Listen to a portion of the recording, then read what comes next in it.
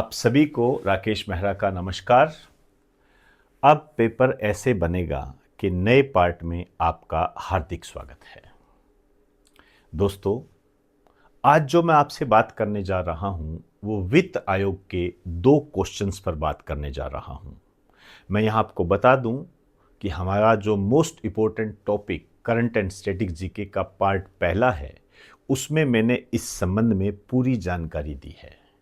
लेकिन उस जानकारी में से ऐसी जानकारी जिसको आप बिल्कुल भी नज़रअंदाज ना कर दें, मैं ये इसलिए कह रहा हूं कि इस टाइप के क्वेश्चन केवल 5% बच्चे ही सोल्व कर पाते हैं। ये मेरा अनुभव है, केवल 5%। इस कारण से मैंने इसको अलग से लिया है। इसकी पूरी जानकारी हमारा जो मोस्ट इंपॉर्टेंट टॉपिक है उसमें वित्त आयोग के संबंध में मैंने दी है आपको, वहां से आप इसको कलेक्ट कर सकते हो। मैं जो बात करने जा रहा हूं आप जानते हो, वित्त आयोग है, 280 में इसका उल्लेख है। इनके अध्यक्ष के संबंध में आपसे बात करूंगा। ये अध्यक्ष की लिस्ट है।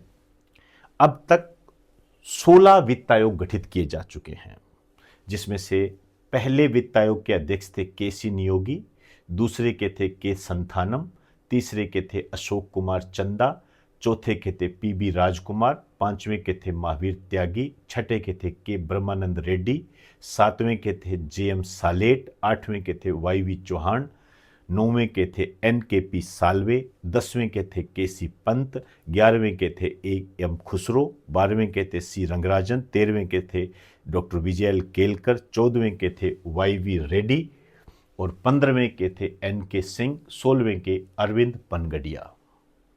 ये नाम आपको याद होने चाहिए, जैसे मैंने इसरो के अध्यक्ष के बारे में आपसे बात की थी। इन नामों पे क्वेश्चन बनेगा और ये आपके एग्जाम में एक माइलस्टोन साबित होगा, क्योंकि ये मेरिट तय करेगा। अब इस संबंध में बहुत सारे क्वेश्चंस हैं। किस टाइप से क्वेश्चन बनेंगे इसके अंदर, ये क्वेश्चंस है, आप देख सकते हो इनको। लेकिन मैं जो बात करने जा रहा हूं वो इस क्वेश्चंस की बात कर रहा हूं। मेरा टारगेट अध्यक्ष के संबंध में है, जहां पर आप गलती करोगे। निम्न में से कौन वित्त आयोग का अध्यक्ष नहीं रहा? ऐसे क्वेश्चन हमेशा ध्यान रखा करो। गलती हो जाती है नहीं में और इसमें। लगभग स्टूडेंट को मैंने ऐसे देखा है, वो घर आके यही बोलता है, अरे यार नहीं था क्या। तो बिल्कुल भी नज़रअंदाज ना करें और सहूलियत के साथ अच्छे तरीके से शांत मन से उसको पढ़ें। क्या ऑप्शन दिए हैं? डॉक्टर मनमोहन सिंह, महावीर त्यागी, सी. रंगराजन, विजय केलकर। लिस्ट के आधार पर यदि आप इसकी जांच करोगे तो आंसर निकल आएगा डॉक्टर मनमोहन सिंह। डॉक्टर मनमोहन सिंह वित्त आयोग के कभी भी अध्यक्ष नहीं रहे। क्यों कंफ्यूजिंग हो सकती है? क्योंकि जब इनका हम अध्ययन करते हैं डॉक्टर मनमोहन सिंह का, तो ये भारत के वित्त सचिव रहे। 1 रुपए के नोट पर हस्ताक्षर किसके होते हैं? भारत के वित्त सचिव के, ये रहे हुए हैं। भारत के वित्त मंत्री रहे, फाइनेंस मिनिस्टर रहे। इसके अलावा आरबीआई के गवर्नर भी रहे, क्वेश्चन भी आया हुआ है। भारत के प्रधानमंत्री रहे, लेकिन ये कभी भी वित्त आयोग के अध्यक्ष नहीं रहे। अब जो मैं आपसे बात करने जा रहा हूं वो बहुत ही बेहतरीन क्वेश्चन, बहुत ही बेहतरीन। आप खुद कहोगे हां सर, ये आने का पूरा प्रबल दावेदार है। और वो क्वेश्चन है ये, मोस्ट टू मोस्ट इंपॉर्टेंट, मैंने पहले ही लगा दिया है। वित्त आयोग के अध्यक्ष कौन से हैं जो आरबीआई के गवर्नर भी रहे? मतलब 16 वित्त आयोग के अध्यक्षों में से ऐसे कौन से हैं जो आरबीआई के गवर्नर भी रहे? आप जानते हो आरबीआई वित्त आयोग दोनों इंपॉर्टेंट है, कैसे मिक्सअप कर देता है।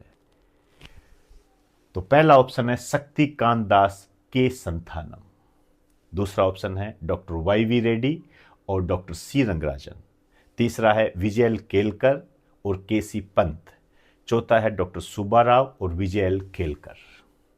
आप समझ गए होंगे, इसका आंसर है बी, डॉक्टर वाई.वी. रेड्डी और डॉक्टर सी. रंगराजन। ये आरबीआई के गवर्नर भी रहे हुए हैं।